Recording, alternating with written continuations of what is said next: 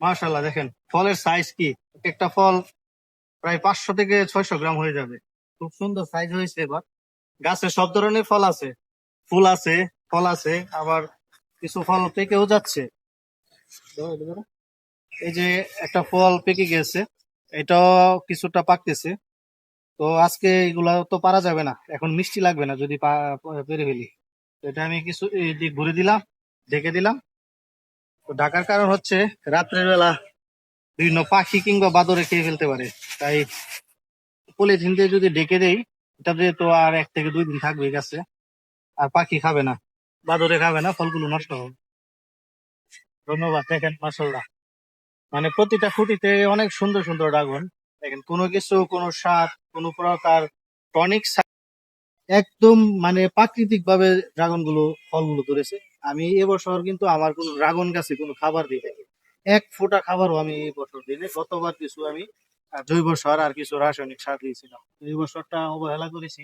তো ভাবছিলাম যে এবছর মনে হয় ফল আসবে না আমার কাছে। তো আলহামদুলিল্লাহ, প্রতিটা ডগায় ডগায় কিন্তু ফল, প্রতিটা ডগায় ডগায় ফল। দেখেন মাসাল্লাহ, এরকম ভাবে মানে ফল আসছে। দেখেন এগুলা পেকে যাচ্ছে, এই কালকে লাল হয়ে যাবে, এরপরের দিন এগুলো পেরে ফেলতে পারবো। কারণ গাছে যদি ড্রাগন ফলটা যদি ভালোভাবে পরিপক্ক ভাবে না পাকে, নরম না হয়, তাহলে ড্রাগন মিষ্টি হয় না। এই যে দেখেন, এই যে একটা ফল, এটা তো প্রায় 600 গ্রাম হয়ে যাবে। এই যে এটা আরো বেশি হবে যদি ফলগুলি দেখাই। এই যে এখানে আছে, আরো ফুল আছে, এটা আজকে রাত্রে ফুটবে। এই যে,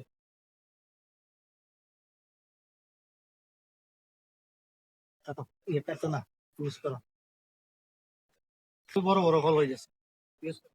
আর কাছে এলো।